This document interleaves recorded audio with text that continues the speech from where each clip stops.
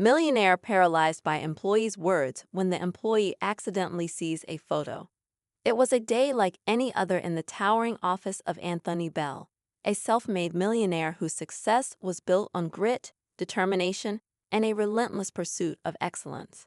His company, a global leader in luxury design, was a reflection of his larger-than-life persona, sleek, sophisticated, and meticulously crafted to perfection.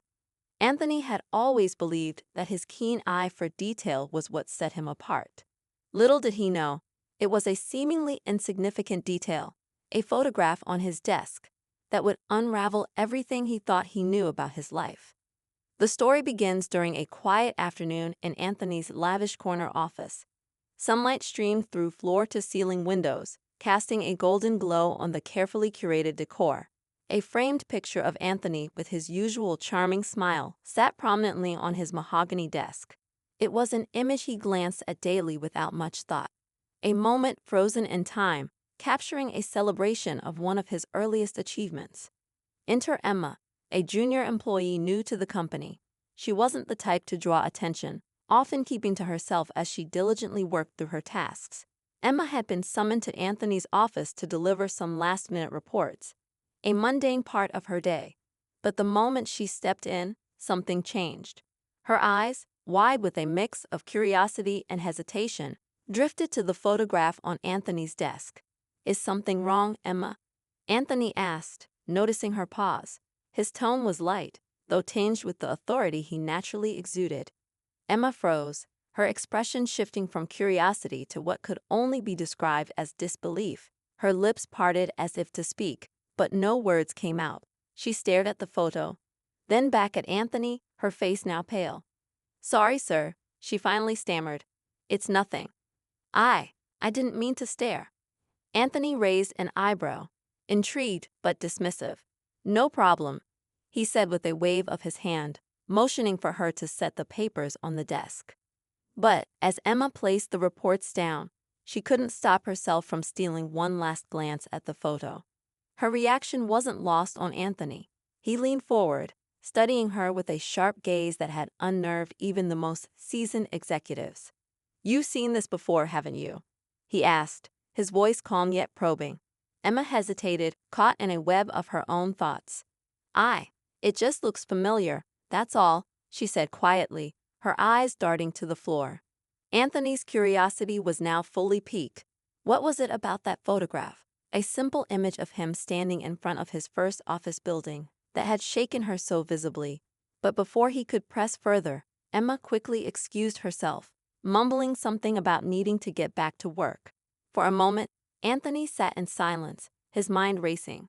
There was nothing extraordinary about the photo, at least not to him. It was a symbol of his journey, a reminder of how far he'd come. But Emma's reaction had planted a seed of doubt. Was there something about that day, that moment, that he had overlooked? He shook his head, brushing the thought aside. However, the next day, Emma's behavior confirmed that something wasn't right. She avoided Anthony entirely, taking routes through the office that ensured she wouldn't cross his path. She seemed distracted, her usual efficiency replaced by a jittery unease. Anthony, a man known for his persistence, decided to get to the bottom of it. After all, he hadn't built an empire by ignoring red flags, so he called Emma back into his office, this time determined to get answers. "Emma," he began, his tone softer than usual, "I need you to be honest with me. Yesterday, when you saw that photo, what was it that caught your attention?" Emma shifted uncomfortably, her hands fidgeting with the edge of her blouse. She took a deep breath, as though summoning the courage to say something she'd been holding back. "It's just strange," she said, her voice barely above a whisper. "I've seen that exact photo before, but not in the way you'd expect." Anthony leaned forward, his heart beginning to race. "What do you mean?" he asked, his voice steady despite the growing tension. Emma hesitated, her eyes filled with a mixture of fear and confusion. "I saw it years ago, in a place you wouldn't believe," she said, her voice trembling. The room seemed to grow quieter, the hum of the city outside fading into the background. Anthony felt a chill run down his spine. What was she about to say? What could possibly connect this unassuming photo to a memory from her past? But before Emma could continue, there was a knock at the door. It was Anthony's assistant, interrupting with an urgent matter that required his attention. Emma took the opportunity to make a hasty exit, leaving Anthony alone with a gnawing sense of unease. As he stared at the photo, 1,000 questions flooded his mind. What had Emma seen? And why did it leave her so shaken? He couldn't shake the feeling that this was no coincidence, that the answers might change everything he thought he knew about his past. And just like that, the foundations of Anthony Bell's carefully constructed life began to tremble. Anthony couldn't shake the unease Emma had stirred in him. The photo had been on his desk for years, a symbol of triumph and perseverance, but now it felt like a puzzle he couldn't solve. That night, long after the office emptied, he sat in the glow of his desk lamp, staring at the picture as if it held a secret he had overlooked all this time. The image seemed ordinary enough. Him, dressed in a sharp suit, smiling broadly in front of a modest brick building, his first office. But Emma's reaction lingered in his mind, gnawing at him like an itch he couldn't scratch. As the hours passed, Anthony's curiosity turned into obsession. He opened his laptop and began sifting through old files, photos, and records from that time in his life. Memories flooded back, those early days of relentless hustle, sleepless nights, and barely scraping by. It was a time he rarely reflected on, preferring to focus on his current success rather than the struggles that had paved the way. Yet, for all the memories that resurfaced, nothing explained Emma's reaction. Frustrated but unwilling to give up, he made a decision. He needed to talk to her again. The next morning, Anthony arrived at the office earlier than usual. He watched as employees trickled in, waiting for Emma to appear. When she finally did, he intercepted her near the elevator. "Emma, do you have a moment?" he asked, his tone gentle but firm. She hesitated, clearly caught off guard, but nodded. "Of course, sir." This time, instead of taking her to his office, Anthony led her to the rooftop terrace, a space rarely used but offering a quiet escape from the bustling workplace. The city skyline stretched out before them, but neither paid it any attention. "Emma," Anthony began, his voice calm but insistent, "I can't stop thinking about what you said yesterday. I need to know, what is it about that photo that unsettled you?" Emma looked down, fidgeting with the strap of her bag. For a moment, Anthony thought she might not answer, but then she sighed, as if accepting that there was no point in hiding it anymore. "I've seen that building before," she said finally. "Not just the building, but that exact photo of you standing in front of it." Anthony frowned. "How is that possible? That picture has been on my desk for years." Emma shook her head. "It's not just possible, it's true. I saw it years ago, long before I started working here. It was in a box of old things in my grandmother's attic." Her words hit Anthony like a brick. "Your grandmother's attic," he repeated, struggling to make sense of the connection. Emma nodded. "My grandmother used to collect things, photos, newspapers, trinkets. She had a box full of random items she said were from a place she worked at a long time ago. I remember that photo clearly because it stood out. She never told me much about it, but she said it was connected to a time in her life she didn't like to talk about." Anthony's mind raced. He couldn't recall ever meeting Emma's grandmother or anyone who might match the description. But the way Emma spoke, with such certainty, left no room for doubt. "What was your grandmother's name?" he asked, his voice quiet but urgent. "Margaret," Emma said softly. "Margaret Ellis." Anthony froze. That name, it tugged at a memory buried deep in his past, one he hadn't thought of in decades. Margaret Ellis had been his secretary in those early days, back when his company was just a fledgling operation struggling to survive. She had been loyal and hardworking, though Anthony had to admit he hadn't treated her as well as he should have. He'd been consumed by ambition, often snapping at her when things went wrong, expecting perfection in an imperfect world. And then, one day, Margaret had left.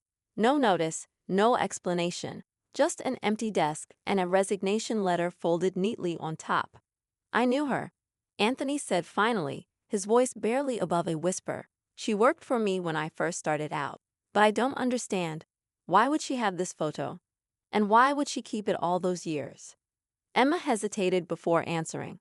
I think it had something to do with why she left, she said, her voice cautious.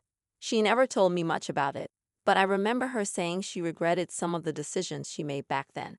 She always seemed haunted by something. Anthony's chest tightened. He thought back to those early days, trying to piece together what might have happened.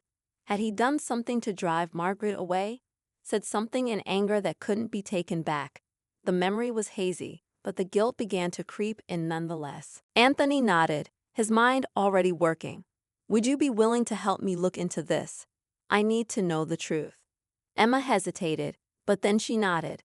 I'll try, she said, but I can't promise we'll find anything. Thank you, Anthony said, his tone sincere. This means more to me than you know. As Emma left, Anthony stood alone on the terrace, the weight of his past pressing heavily on his shoulders. He couldn't shake the feeling that he was on the brink of uncovering something that would change everything. But what? And how deep did this mystery go? For the first time in years, Anthony felt a sense of vulnerability he wasn't used to, a realization that even the smallest moments in his past could cast long shadows over his present. That evening, as the city lights twinkled outside his window, Anthony sat at his desk, staring once more at the photo.